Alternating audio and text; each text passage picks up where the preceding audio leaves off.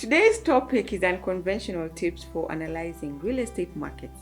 COVID-19 has changed how we used to do things, especially for us real estate real estate agents. And I would really want to share some of the things that in the course of the occurrence of how things have turned out, there are things we've learned on how we can look into property markets in a different way.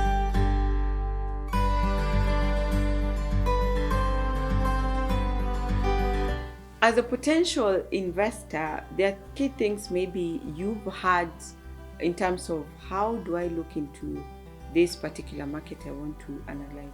And most of the things that have been laid before in the past is that people look at the population growth just to know, for instance, is this a good area where I can build up a residential block, or how is the Airbnb market maybe in Kilimani? How is the population? That's one of the traditional ways we used to look into when looking into a given market to look into. There's also the household income growth, which is also a very key aspect. And I'm not saying we don't look into these factors, but I'm just going to add some tweak on how you can look into the diversity of improving yourself and improving your chance of excelling in a given real estate market. The third one is employment growth that us as real estate agents, we look into when we're advising our clients before they venture into a given market. But I want us to look at the unconventional tips of how we can actually look in the forward thinking in the market, in the real estate market. One of the key questions you need to ask yourself now is, what is the trend that might surface in the near future? No one foresaw COVID-19 happening, but now it's key for you to understand anything might happen. And real estate, being a very lucrative investment, it's not prone to any eventuality in the future. So it's good to actually ask yourself, what might happen? Can you devise a way in which your investment can actually survive in any eventuality in the future?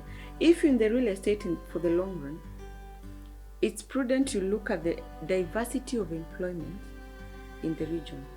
Over and above looking at the growth, look at how diverse that employment is. Most of us, we came to an understanding what essential services mean. And that's what I'm driving at. Basically, for all the properties that actually were diverse in terms of the employment and in terms of also, especially for commercial properties, they had diversity in terms of their tenants. Those properties and those investments were actually kind of prone to COVID-19 because they were not affected by the lockdown. They were not affected also by the social distancing aspect like the restaurants. And it's always prudent as you look into investing now in the future. Look at the diversity of employment, diversity of your tenants, and basically look at getting people who are a bit prone and getting tenants who are in the sectors which are prone to another pandemic. The other key aspect is figure out what is driving demand for your property. I'm going to give an example which currently it's one of the key things. Maybe some of the people a while back we rushed into student housing accommodation very close to educational institutions.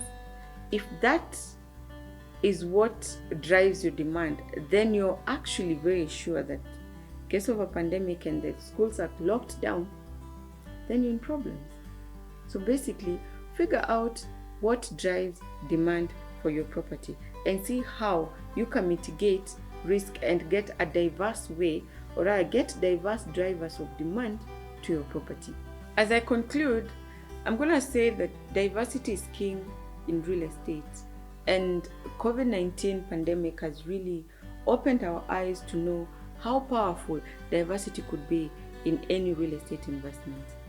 Don't forget to subscribe to my channel, share my videos, drop a like to my video, and I'll see you next week for my next video.